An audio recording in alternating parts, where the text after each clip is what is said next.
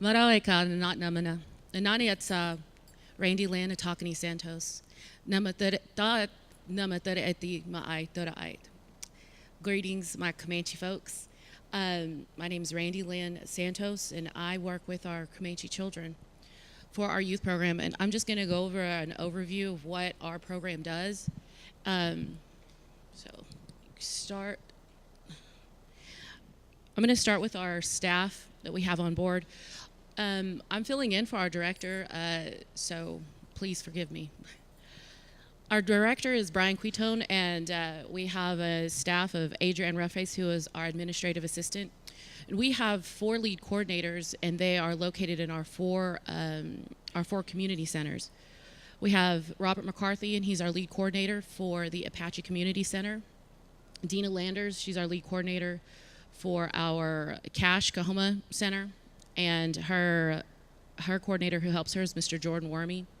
And I myself work here at the complex here at Wajitaker Hall, and I have an interim coordinator who's assisting right now. His name is Guy Narcomi. And we have Cody Masetke from Walters, and he works there at the community center. And his assistant is Darcy Levering. Like I said, we have our main focuses for our program.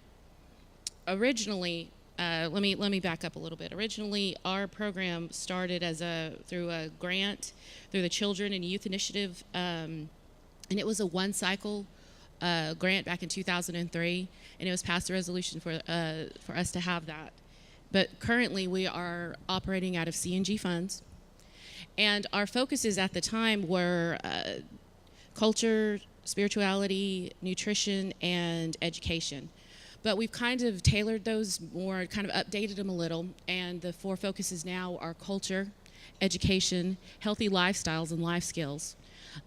Because spirituality is such a huge part of Comanche culture, we decided that would be incorporated into culture. So that's why we no longer have that as our main focus, but it is part of culture. Education, of course.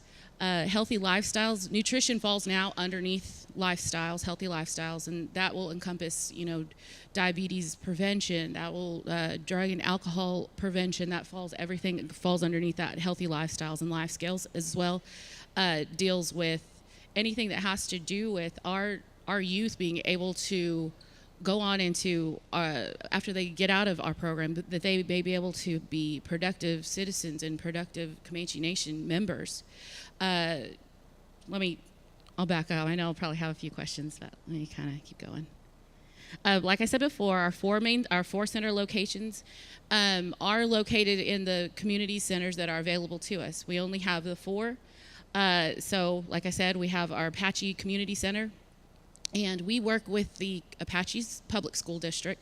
They allow us to go and pick up our students, our participants there at the school, and we transport them back to the community center. The Cache Kahoma building, we work inside of the Cache public schools, and we work with the Johnson O'Malley program, JOM program, and we have a tutoring area with them, and we'll stay there for about an hour, and then that's when we transport our participants back to the Kahoma building. At Wajitaker Hall here, we work with our Elgin School District, and they actually bus the participants here to this location, and our office is actually located right here in this little area. And the Walters Community Building, we work also inside of the school with the Johnson O'Malley program. We work with Miss Susan Johnson, and they have an area for us that we can separate our groups. We have a younger and older, and I'll get into that in a second. And the services that we provide for our Comanche enrolled Comanche members from the ages of 6 to 18. Right now, as of this moment, the Apache community has 24 applicants on file, and those are our active applicants. Cache has 49 applicants on file. And here at the Wajitaker Hall, we have 37 applications, and Walter has 31. Now, these numbers can vary from day to day. Even though these are who we have as applicants, that doesn't necessarily mean that they come every single day, but we'll kind of get into that as well. We're separated into 2 programs. We have our after-school program which runs from August to May. And then we have our summer program, which operates in June and July. Now, our school program, which we start in August, we're here Monday through Friday from the time the kids get off of school till they get picked up about 6 to 6:30, depending on the center that they come from. Here at Wajitaker Hall, we close at 6:30, so that gives us our parents enough time. I encourage a lot of our parents that work here that if they have things that they need to do, that our activities don't really start till about 5 o'clock. So if they need to go and do something, it's, they've run into town or do whatever, I encourage them to let their children be part of our activities. So let's see. Like I said, we operate from about 3 to 6 o'clock, and the times can vary. That's not always going to be. We don't always. If we have like field trips that we go during prime time, which prime time is Friday evenings, and we try to focus on our older youth because we have our age range so broad between 6 to 18.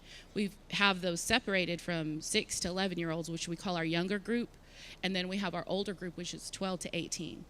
And during prime time, which is on Friday evenings, we try to do activities that really focus on our older groups. That way they can reduce any sort of, activities, because it's known that during the Friday evenings between the hours of 4 and 10 are the most at-risk times for our native youth for our youth to be doing things that, may not be conducive to a productive and healthy environment for them. So that's why we try to have like our field trips and our evening activities. In our summer program, we have that separated into a younger session and an older session.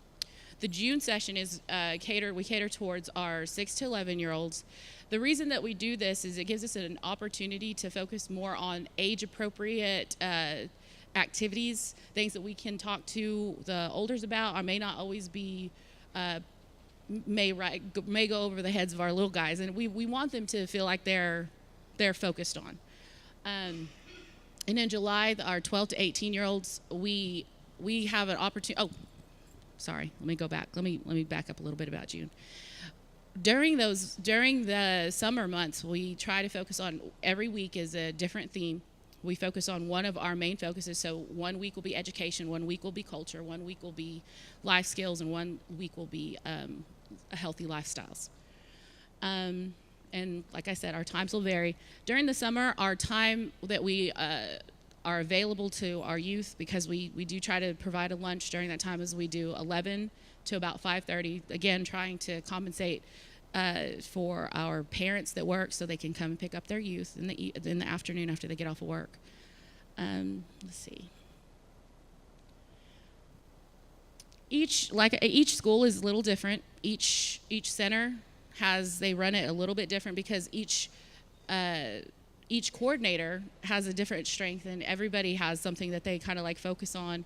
We have our Apache Center. They're really into they love basketball, so they're more into wellness. Here at Wajitaker Hall, I really think that cultures always, and language is a huge focus for me personally. So that's something that each individual's personality shows in their center, and it's something that all of the students, when we have our culture day, which is once a week, we all gather all together, each center here at Wajitaker Hall, and it gives them a big, broad view of the different personalities that our coordinators have, and it's really well-rounded. Our daily participants for each center, Apache's participants, I averaged them out for this past semester, and they're averaging about 11 students a day. Cash, they are averaging about 18 students a day. Here at the complex, we're averaging 17, and Walters averages about 10. So on any given day, the Comanche Nation Youth Program is servicing about 55 of our Comanche youth, 55 for every single day. And we take our responsibility that we have been given very seriously. We understand that we are in charge and entrusted with the most precious commodity that the Comanche Nation has to offer, and that is our youth. That is our future. And we are grateful for our parents that they They allow us to have this time with our youth, that we have an opportunity to teach them, and they have an opportunity that we have an opportunity to learn from them as well. And it's an amazing opportunity, and we're thankful for that. Let's see. Some of the activities that we participate in throughout the school year for our youth is we do fall break activities. So we're open during the breaks, fall break, Christmas break, spring break. That's kind of like our time that we open it up a little bit to the all Comanche youth. The reason that we say just during that time we open it to everybody is it's hard for some of our students that live outside of the service area. We don't really have a service area, but they live, let's say, out of town. They may be coming and visiting a relative, or they may be coming from out of state, coming to see grandma, and if they have an opportunity, they have the chance to come and be part of our activities and meet other Comanche youth from this area. So we try to bring in and include as many people as possible. Excuse me, Ms. Santos. Yes. A question came from one of our members looking abroad. Might need to go to your director since you're filling in for your director, but they did say the Comanche Nation Youth Program should apply for the Native Youth Community Project Grant. Soon the notice might open in mid-February. So, Okay. if you're not familiar with it, please tell your director. Absolutely. Well, we try to keep updated as much as possible on that. So to thank you for our audience abroad for that suggestion. Some of the things that we also participate in, and it's gonna we participate in the Halloween Safe House. We have, and that's for the whole community. Everyone can. That's an invitation to everybody. Our Thanksgiving dinner, which we focus on just our participants that have been there. It's kind of like a thank you to them. So we have a big old feast just for these guys, and they always enjoy that. And we love to serve our youth. Christmas break activities, like I said, during our break times, we open that to all Comanche youth. So if they're coming and visiting grandma or coming and visiting cousins, they can come and put an app in, and we can include them as well. Spring break activities, end of school activities are focused just on the youth program participants that were there all year. So if they did some of their incentive based stuff, then that's what that's for. We participate in a hand game tournament. We put on our first hand game tournament last March, and we're going to be working again to do another one this upcoming March as well. We also have a 3-on-3 tournament during the Comanche Nation Fair that we service. It's from ages 6 to 21, and that's to anybody can from those age ranges can participate. And then we also have our annual CNYP powwow, and our contest powwow, and everyone is welcome to that as well. Some of the incentive-based activities that we do are based on their participation. Of course, we want them to participate, and they know that that's a big thing with us. Being positive is a huge thing. We really like it whenever all of our participants, they have a great attitude, and we try to be a reflection of that, so that they, if we have a great attitude, they'll have a great attitude, and it works both ways. Preparation, are you prepared to be here? That's a huge thing. Like, did you bring your homework? Because we do a lot of tutoring. As soon as the kids get off of school, we do tutoring. And if they don't have their supplies, that's one of the things. It's a life skill that they need to know, is you have to be prepared. And obviously, they have to be here. And grades are one of the incentives that we have. We offer, if they have a certain GPA or if they have A's, we try to reward them at any given time to make sure that they know that we care about what they're doing in school. We want them to be exemplary students. One of the annual projects that each center kind of picked up on so they could have like a end of the year reward is our smash books, journals, or portfolios. And so we offer something during each day, that way that they can have something to not only reflect throughout the year, but they can actually have their memories and some of the stuff that they do to say, hey, we earned this trip, or we earned this from what we did throughout the year. Anyway. We take our kids, we take them to the movies, we take them bowling, we take them on picnics, we take them hiking and swimming, and that can be, and sometimes every Friday, depending on which center they're at. Sometimes it's every other Friday, and sometimes it's one big trip at the end of the month. And like I said, that's really based on like our incentives and what they do. Our culture day, this is one of the days, like I said before, where we all gather, all of our centers from each location come here to the Wajitaker Hall, and we have an opportunity to share not only experiences, but our 3 groups that we try to break up into is culture, language, and a physical activity, which is wellness. Our Comanche language classes include, like we've been working on our spoken prayer. We work on traditional songs, storytelling, and question and answers. So we try to like have some dialogue between our, yes.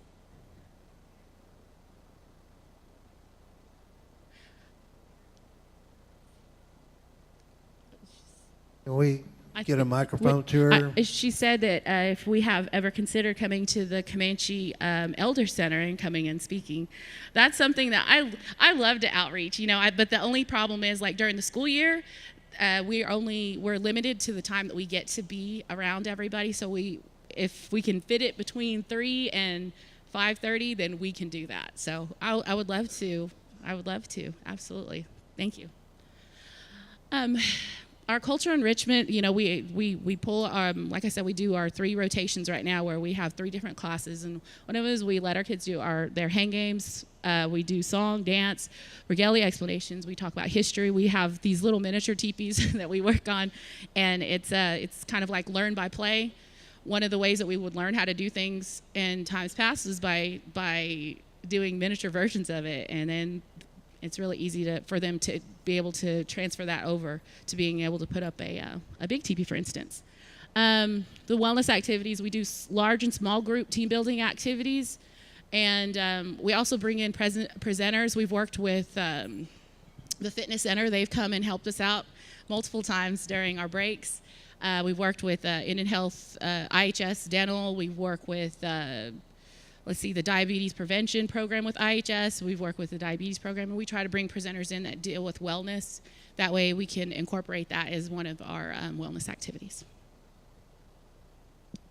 One of the main focuses, has always kind of been language, but it's really a huge focus, more so because of the urgency that we need to have. And so we have the target group of Comanches that need to know it because they're the ones that are going to carry it on. And we take that responsibility very seriously as well.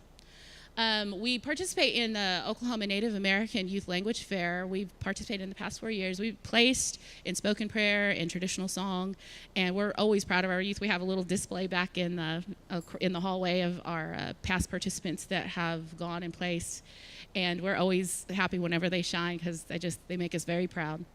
But also our program is very supportive, and any staff member that wants to learn or any staff member that wants to go and take time out of their scheduling, that they can go and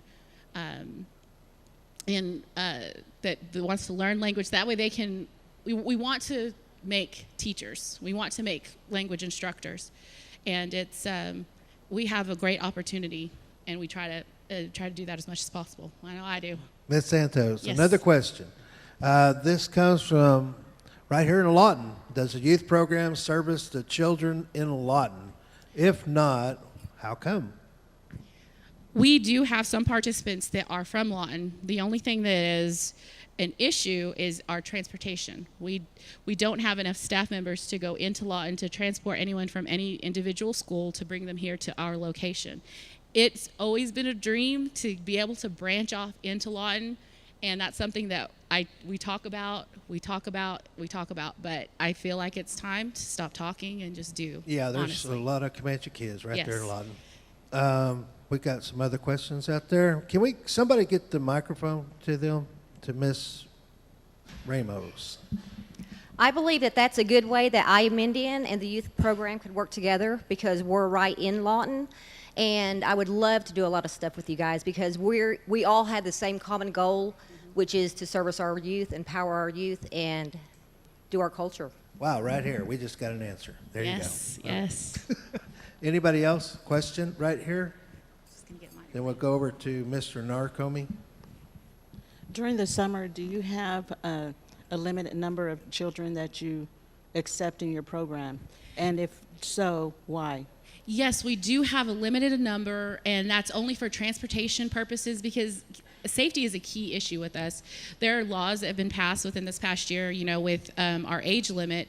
They have to be 8 years old, and they have to be in booster seats if they're not 4 or 5. So we have to limit, our certain amount of numbers due to how many we can fit inside of our vehicles. We have 4 15-passenger vans, and we have 4 12-passenger vans. Each center, except for the complex, has 2 vans each. So at the most, we need 2 drivers. So that limits the 12-passenger to 11 participants for the 12-passenger, and so we look about 25 students per center. That's like the most that we can do per center, except for the complex. Like we have an extra 15 passengers, so we go up to about 35. So it is limited on who we can transport because we take them to lunch, we take them to field trips. So that's the only reason that we have any sort of limitation at this moment.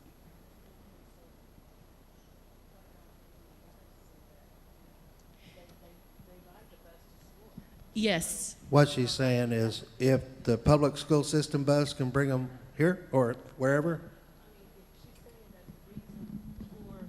The limit number of participants is because of the transportation. Why not invest in a bus? Because these students actually ride a bus to school, every day and back home.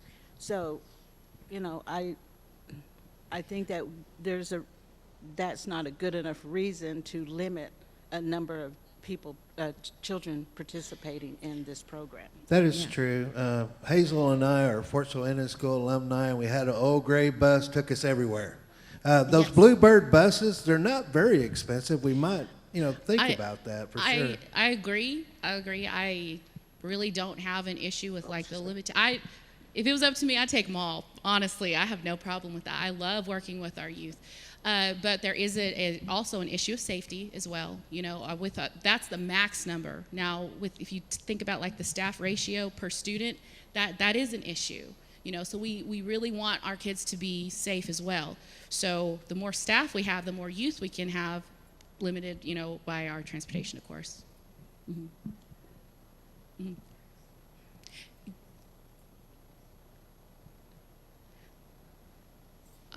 I also agree with that.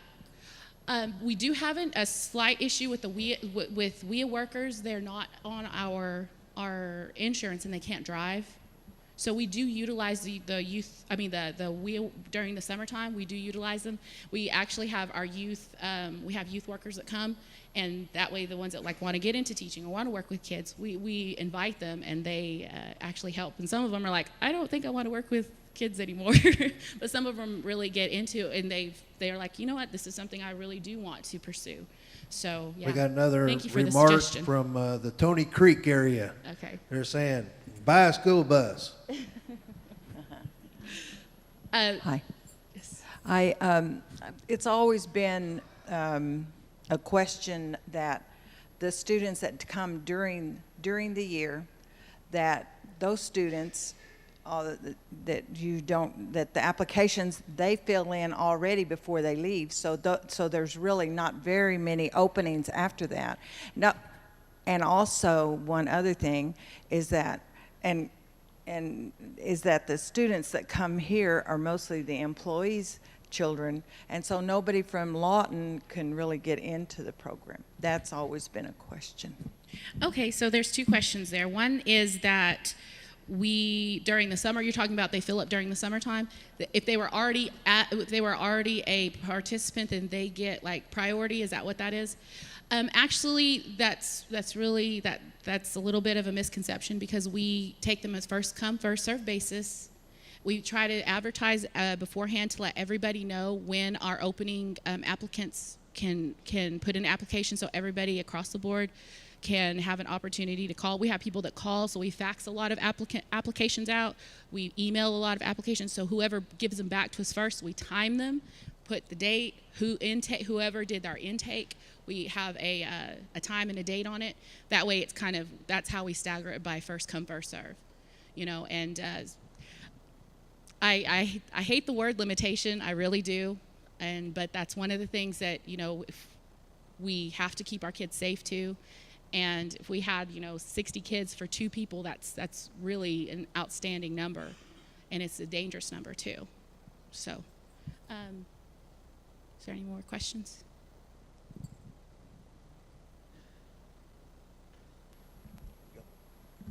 Okay.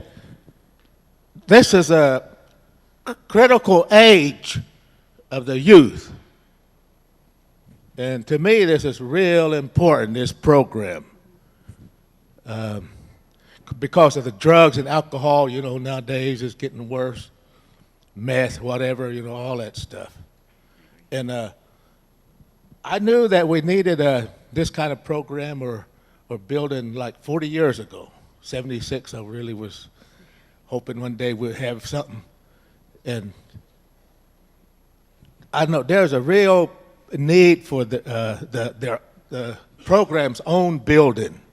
Like an all-purpose building, like we'll stay open from 8 to 9 or whenever, and, for offices there and all activities and, and then work with the elders more, everything in that house in that one building. So to me, that if there ever was a good CDBG grant application, for a project, this is it.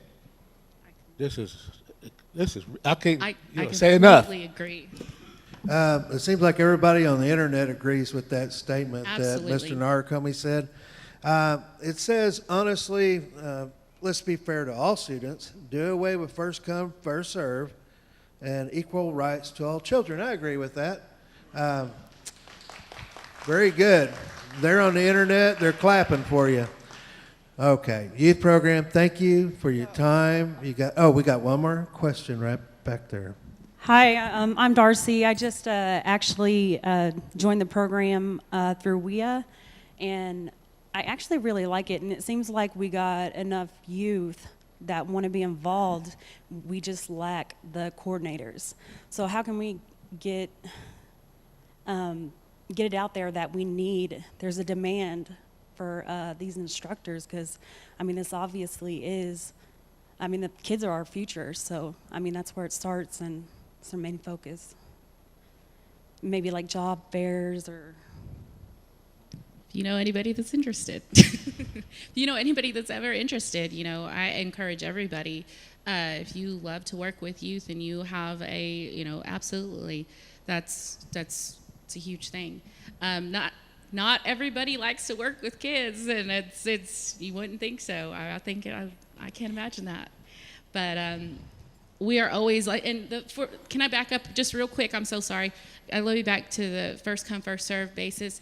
If there is another suggestion out there that's fair for all of our Comanche youth, it's equal opportunity to all children. That's true. I agree with that as well.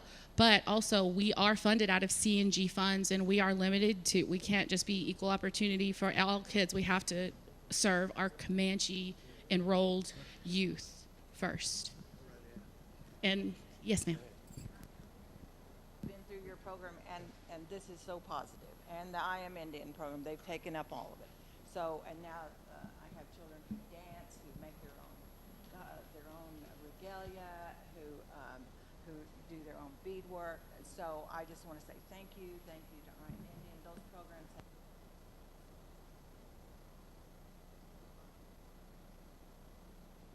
Thank you very much for that. We really appreciate it. Yes. Okay, here's just a thought. Since we're all for high risk now, we're available to get more grants. So I encourage these department heads, don't wait for the grant writer to do something for you. If it's your program, if you want more money, now keep in mind, on the committee, we only got so much money, and we got 85 programs coming in and say they want more money. Well, we don't have enough money to give everybody everything. So you got to keep in mind, that's why she's lacking in some areas, and all these other departments are lacking in some areas because we just don't have the money. For some reason, everybody think we got casino and we got more money we don't. We have a budget, and we got so much money, and that's all we can spend. So keep that in mind, you know, when you encourage these people to do more. We wish we could do more, but we got a budget to go through, and I encourage all grant writers, don't wait on a grant writer to write you a grant. Write your own, find them yourself. If this is your program, get it. Back in the day, you didn't get paid unless you wrote your grant. Thank you, youth program. We appreciate it. Thank you very much. All right.